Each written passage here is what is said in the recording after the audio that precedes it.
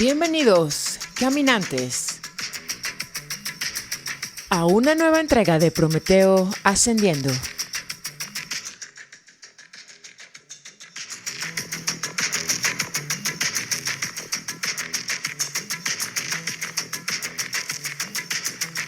Lo normal es que todos estemos jodidos.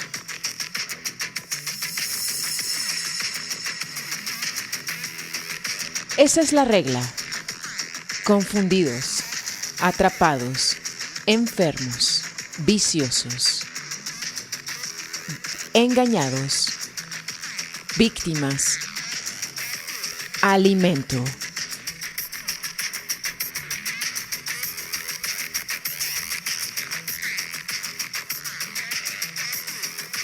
Se alimentan de nuestras emociones negativas.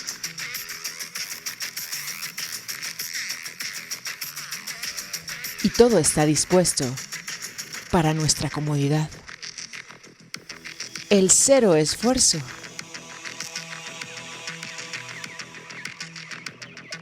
No pienses por ti mismo, por ti misma. Olvídate de lo que sientes. Enredamos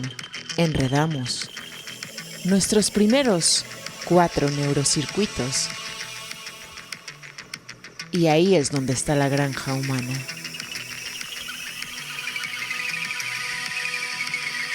Traemos el capítulo número 16. El principio snafu.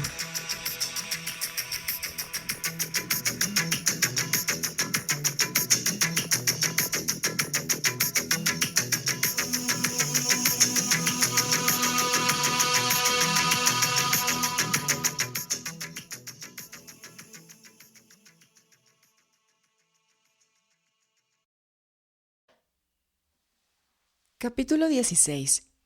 El principio snafu, o en sus siglas en inglés, SNAFU.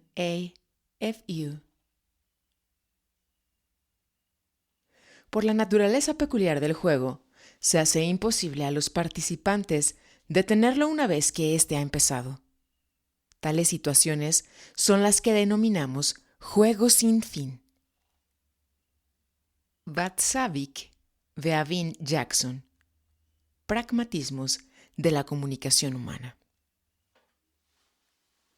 SNAFU. Un acrónimo militar para situación normal, all fuck up, lo que en castellano sería situación normal todos jodidos.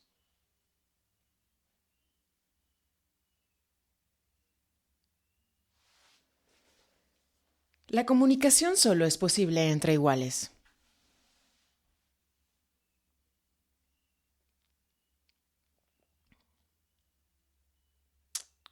La dominación la denominamos Herren moral y la sumisión Sklav moral.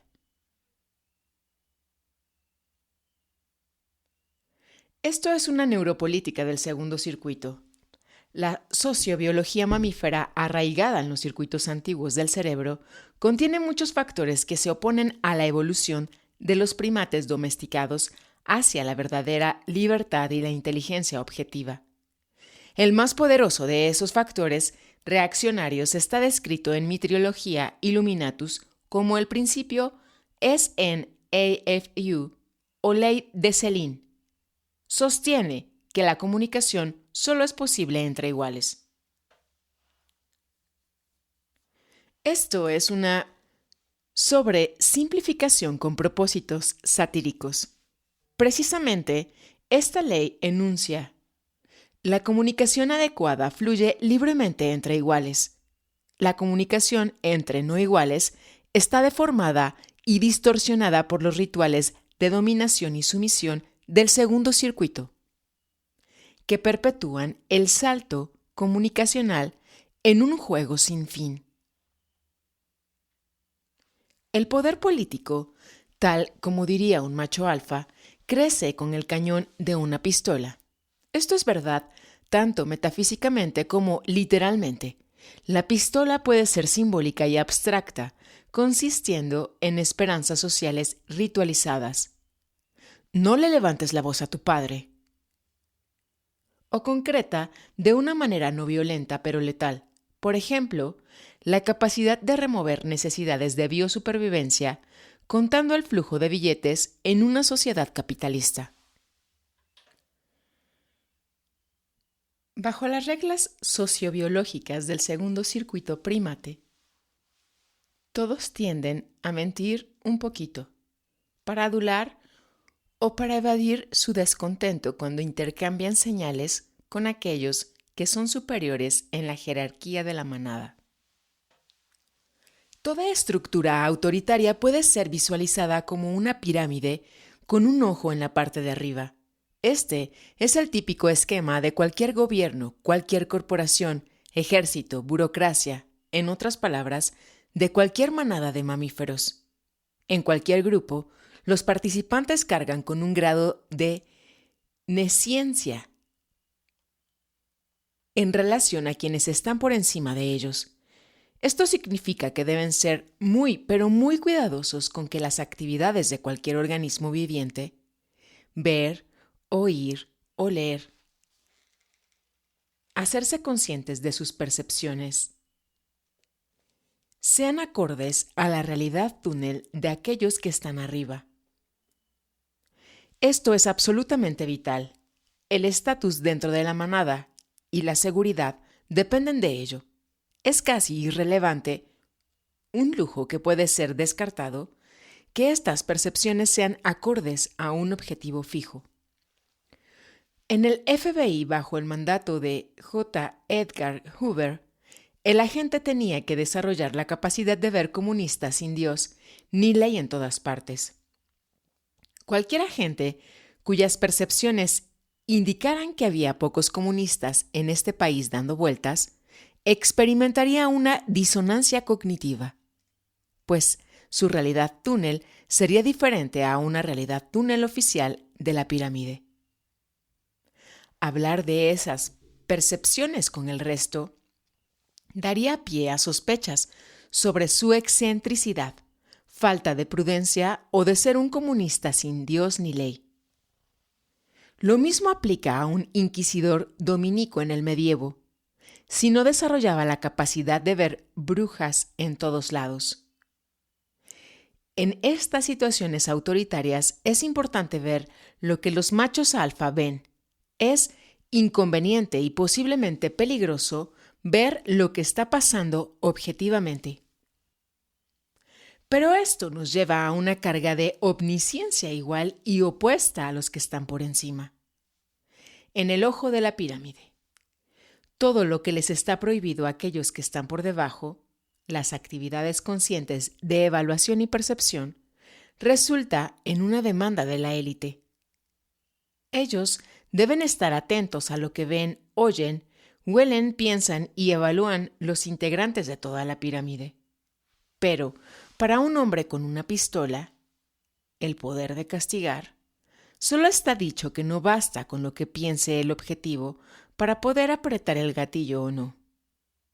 La élite, con su propia carga de nesciencia, recibe solamente la retroalimentación constituida por sus propias nociones preconcebidas y sus realidades túnel. La carga de omnisciencia se vuelve cada vez más una compleja carga de nesciencia. Es esta última la que se vuelve omnipresente y cada vez más se suprime el hablar de experiencias sensoriales.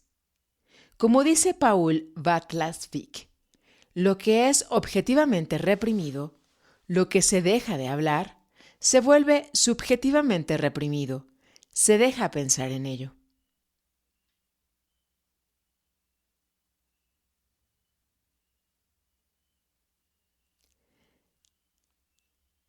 A nadie le gusta sentirse constantemente como un mentiroso o un cobarde. Es más fácil cesar de darse cuenta de aquello que es distinto a la realidad túnel oficial. El principio es en AFU, se acelera y la rididitus bureaucraticus llega la última etapa antes de que la creatividad cerebral cese y la pirámide esté clínicamente muerta como entidad intelectual. También proponemos que la seguridad nacional es otro espectro semántico, un nudo de Empédocles. Por lo tanto, la búsqueda de la seguridad nacional es la causa principal de inseguridad nacional y un potente mecanismo de anti-inteligencia. Como dijo Larry, el secretismo es el pecado original, la hoja de parra en el jardín del Edén, el crimen básico contra el amor. El propósito de la vida es recibir, sintetizar y transmitir energía. La fusión de la comunicación es el objetivo de la vida. Cualquier estrella podría decírtelo. La comunicación es amor. El secretismo, conteniendo las señales, acumulándolas, escondiéndolas y cubriendo la luz, está motivado por la vergüenza y el miedo. Como sucede a menudo, la derecha no es tan recta por razones erróneas. Ellos dicen, si no has hecho nada, no deberías temer a ser vigilado. Exactamente, pero esa lógica va para ambos lados. Entonces, los expedientes del FBI y la CIA y sus dossiers, las conversaciones de la Casa Blanca, etc., deberían estar abiertos para todos. Dejemos todo abierto. Dejemos a los gobiernos ser totalmente visibles. Los últimos en esconder sus acciones deberían ser los policías y el gobierno. Lo que mi eminente colega dijo tan poéticamente puede ser expresado funcionalmente así.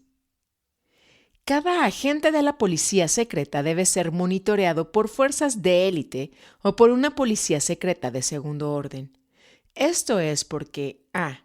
La infiltración de la policía secreta para propósitos de subversión siempre será un objetivo para poderes subversivos, tanto internos como externos. B. Los agentes de la policía secreta adquieren capacidades fantásticas para intimidar a los otros, tanto fuera como dentro del gobierno. Stalin ejecutó a los jefes de la policía secreta debido a los peligrosos que eran, como dijo Nixon tan melancólicamente. Bueno, Hoover lo hizo. Él pudo haber peleado, este es el punto. Él había derrotado a algunos. Tenía un susto de muerte. Estaba en los expedientes de todos.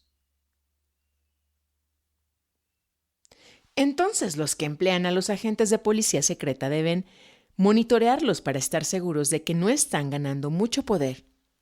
Aquí hay un eterno retorno un poco siniestro. Cualquier policía secreta de segundo orden debe estar también sujeta a la infiltración o a adquirir mucho poder, en la opinión de sus jefes. Entonces, necesitan ser monitoreados por una policía secreta de tercer orden. De este modo, una vez que un gobierno tiene X cantidad de policías secretas, espiándose entre ellas, todas son potencialmente sospechosas y para estar seguros, un policía X más uno debe ser creada. Y así por siempre. En la práctica, por supuesto, esto nos puede regresar a los cálculos infinitos, pero solo al punto donde cada ciudadano espíe a los otros ciudadanos o hasta que se acaben los fondos. La seguridad nacional en la práctica debe estar lejos del nudo de Empédocles y del eterno retorno si pretende lograr la seguridad perfecta. Entre ese vacío, entre el ideal de una nación bajo vigilancia para todos y la situación real de recursos y dinero limitados, hay un amplio espacio para que surjan paranoias y todo tipo de especulaciones de parte de los ciudadanos y de los policías. La carga de omnisciencia. De este modo, la URSS o Unión de Repúblicas Socialistas Soviéticas, después de 62 años de juegos de la policía secreta marxista, llegó al punto donde los machos alfa se aterrorizaron de los pintores y poetas. En estos juegos de espiarse entre todos e huir, la inquietud lleva a más inquietud y las sospechas a más sospechas. El solo acto de participar, aunque sea una participación de carácter obligatorio, en el juego de la policía secreta, inclusive siendo una víctima de esta, producirá eventualmente todos los síntomas clásicos de la paranoia clínica.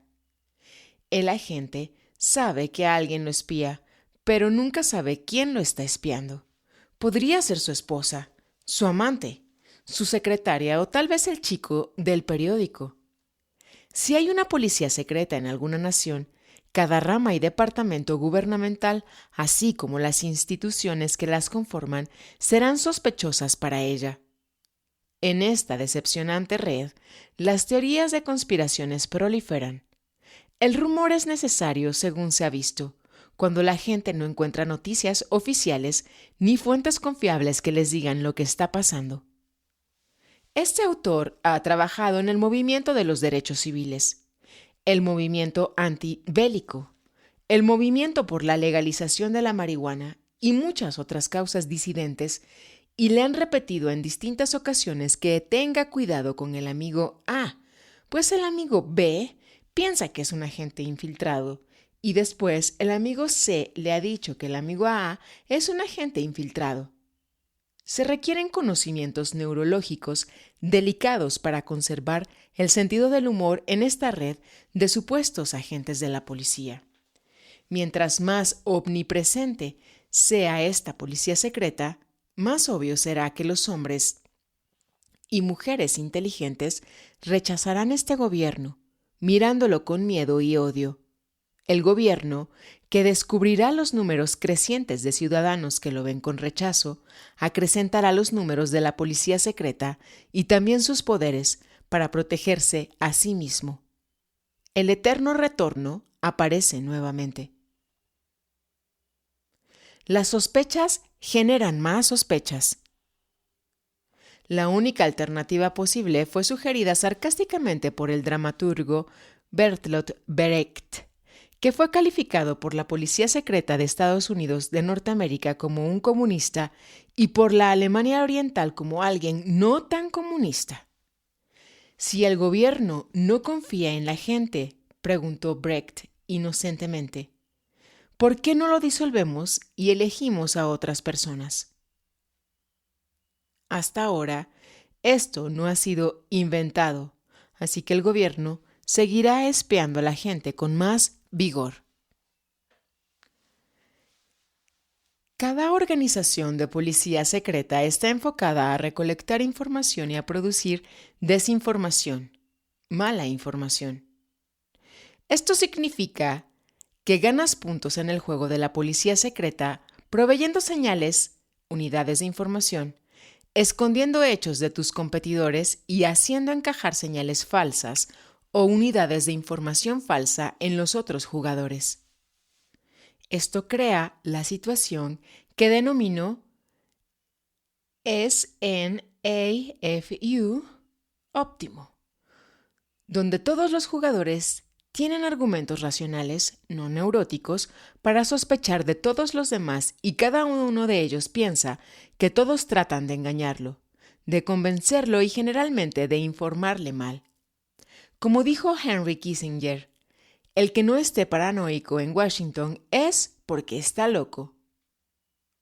Puede que los ovnis existan real y objetivamente, o quizás el fenómeno ovni es un truco, una fachada de una policía secreta que nos desinforma. Quizás existen agujeros negros ahí donde implotan el espacio y el tiempo. O quizás los científicos rusos los inventaron, creando otro espectro semántico ahí. Tal vez Jimmy Carter realmente existe, o tal vez se trata, como dijo una vez la National Lampoon, un actor llamado Sidney Goldfarb, entrenado para proyectar una imagen atractiva. Tal vez solo 3 machos alfa en la punta de la pirámide de seguridad nacional realmente conocen estas respuestas. O tal vez estos tres han sido engañados por ciertos subordinados, como Lyndon Johnson fue engañado por la CIA con el asunto de Vietnam. Tal es la lógica neurosociológica de la matriz de desinformación. Es como Paul Václavic demostró, la lógica de la esquizofrenia. En menos de 10 años de que la policía secreta fuera establecida aquí por el Acta de Seguridad Nacional de 1948, los libros del Dr. Wilhelm Reich fueron quemados en un incinerador de Nueva York por orden del gobierno. Esto fue chocante para algunos de nosotros que recordamos la reciente y larga guerra contra la Alemania nazi, por, entre otras cosas, sus crímenes contra la civilización en las quemas de libros. Después de eso, el Dr. William Ivey, jefe de un departamento en la Chicago Medical School, fue sometido a 10 años de arresto por apoyar a un cura radical al cáncer. Más recientemente, el Dr. Timothy Leary fue sentenciado a 38 años en prisión por propugnar ideas controversiales sobre químicos neurotransmisores y el cambio de improntas en el sistema nervioso. Hay una guerra contra los físicos holísticos. No importa si esos herejes están equivocados, la verdad científica solo es determinada después de una generación o más de investigación. No lo es por llevar a los disidentes a prisión o por quemar sus libros.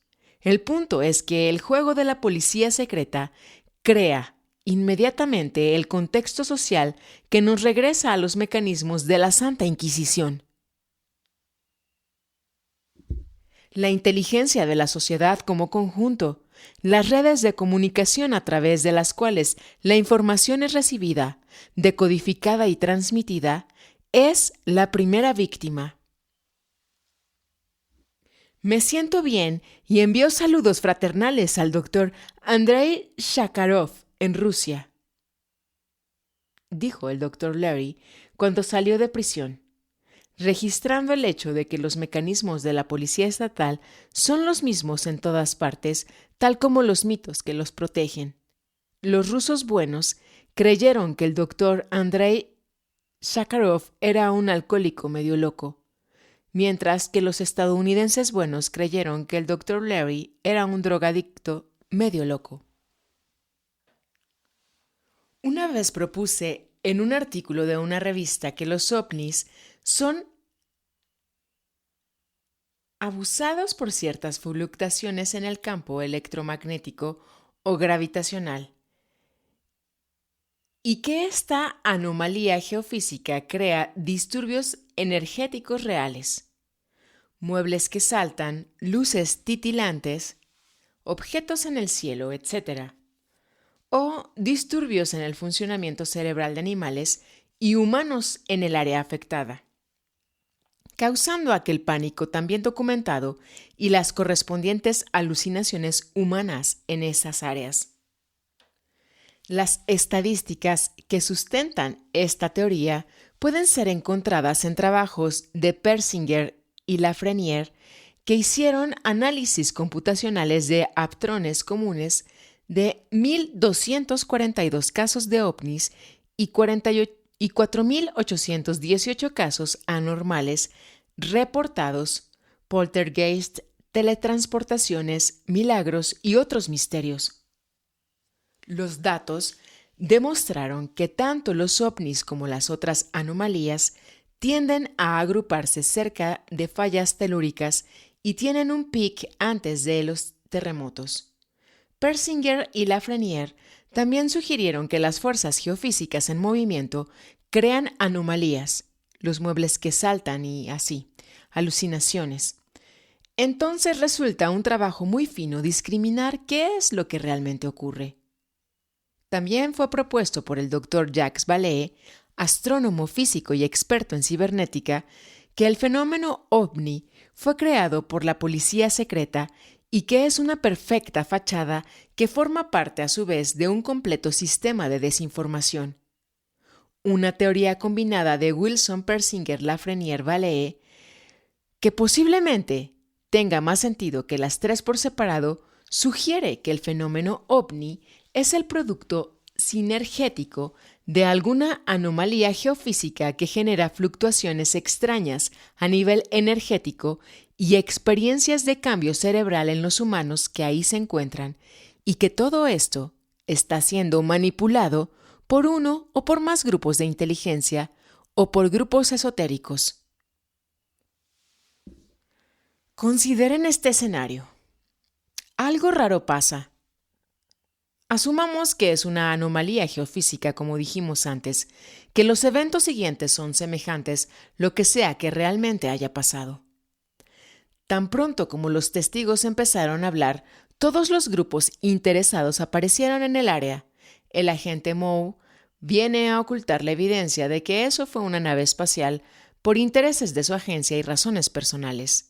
El agente Joe también llega, pero él viene a plantar evidencia de que fue una nave espacial, por órdenes de su agencia que lo hace, que lo que plantea el Dr. Vallée.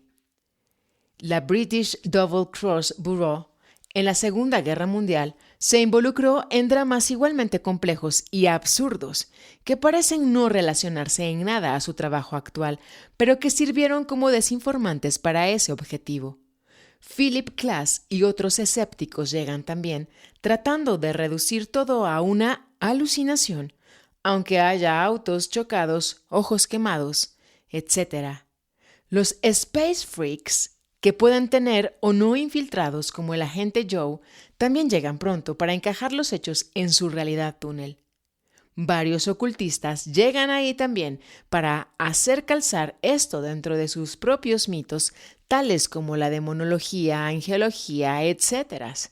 Lo que estamos diciendo es que cada conspiración trae consigo grupos de afinidad, hombres y mujeres que comparten los mismos objetivos y trabajan juntos.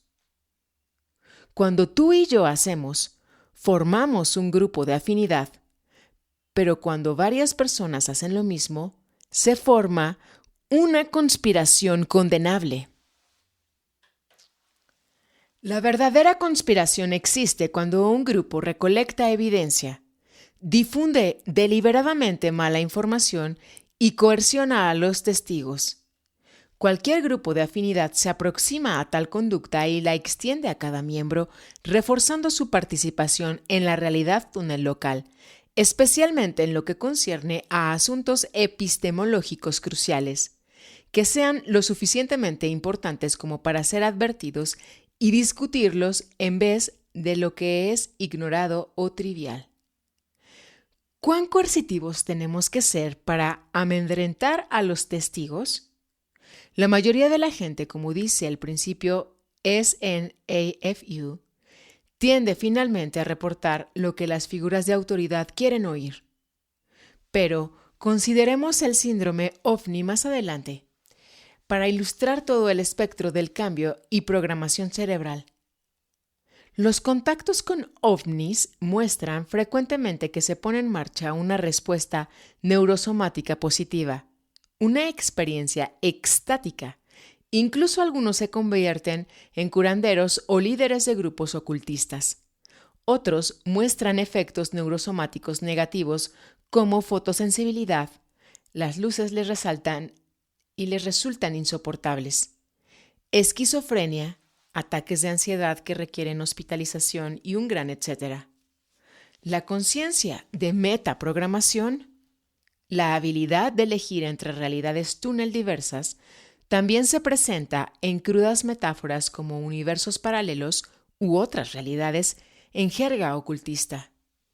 Las visiones neurogenéticas del inconsciente colectivo de Jung son comunes, variando entre demonios, enanos peludos, a la diosa del espacio, a la diosa de las estrellas de la antigüedad y de la iconografía católica. Inclusive las experiencias metafisiológicas a nivel cuántico están documentadas en la literatura sobre ovnis, variando entre viajes a través del tiempo y experiencias fuera del cuerpo que se parecen a las teletransportaciones.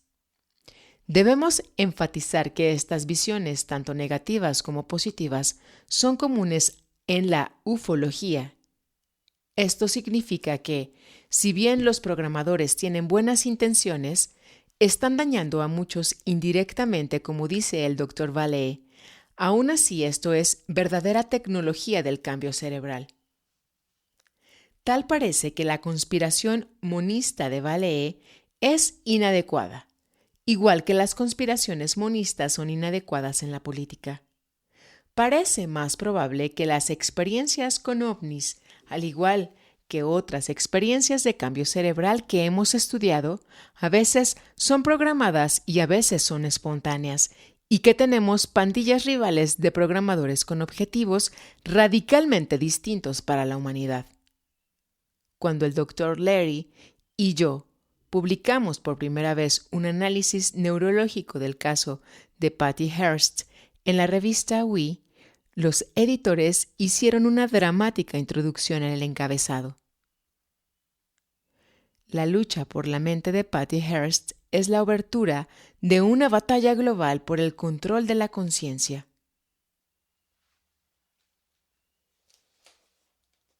Pero eso no es todo. En el caso de Hearst, puede ser considerado como un compás en el segundo movimiento de la Sinfonía de la Guerra Mental. El primer movimiento fue la neurociencia primitiva de los tiranos primitivos y medievales, que adquirieron gran conocimiento pragmático sobre los efectos del aislamiento, terror e intimidación, y de los chamanes y ocultistas que aprendieron cómo los neuroquímicos pueden alterar la percepción de la realidad túnel. El segundo movimiento comienza con la psicología moderna, con Freud, Pavlov, Jung, Skinner, etc., y tiene su clímax en la revolución del LSD y el descubrimiento de que las realidades túnel pueden ser modificadas temporalmente y en algunos casos permanentemente por la neuroquímica. El tercer movimiento es la guerra creciente entre aquellos que nos programan y aquellos que queremos volvernos nuestros propios metaprogramadores. Ejercicios. Ejercicio número 1. Comienza a recolectar evidencia de que tu teléfono está intervenido. Ejercicio número 2. Todo el mundo recibe de vez en cuando una carta que está un poco maltratada. Asume que alguien está abriendo tu correo y que después vuelve a sellarlo cuidadosamente. Ejercicio número 3. Mira a tu alrededor y busca evidencia de que tus compañeros de trabajo o vecinos creen que eres un poco raro y que están planeando internarte en un hospital psiquiátrico. Ejercicio número 4. Trata de vivir una semana completa con el programa. Le gusto a todo el mundo y todos tratan de ayudarme a cumplir todas mis metas. Ejercicio número 5. Trata de vivir un mes completo con el programa. Elijo estar consciente de esta realidad en particular. Ejercicio número 6. Trata de vivir día a día con el programa. Yo soy Dios jugando a ser un humano. He creado cada realidad que conozco. Asume que Dios es la respuesta a la pregunta de Da Frijon. ¿Quién es el que vive en ti ahora? Ejercicio número 7. Trata de vivir para siempre con el metaprograma. Todo resulta aún más perfectamente de lo que yo planeé.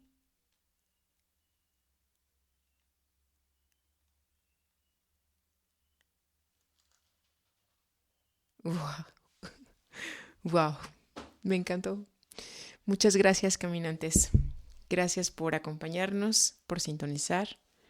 Esto fue una producción de Energía Fina y siempre fechamos y ponemos el lugar de donde ha sido leído y producido este intento. porque es una práctica ocultista, una práctica bruja que se recomienda hacer. Entonces, cerramos micrófonos hoy martes 29 de junio del año 2021, siendo las 23:21 de la noche, desde el Cerro del Onix, en esta noche de verano, Puebla, México, planeta Tierra, hermoso planeta Tierra. Desde la Vía Láctea Galaxia, saludamos a todos los que nos puedan escuchar. Contentos y agradecidos de estar llegando al punto de poder metaprogramarnos.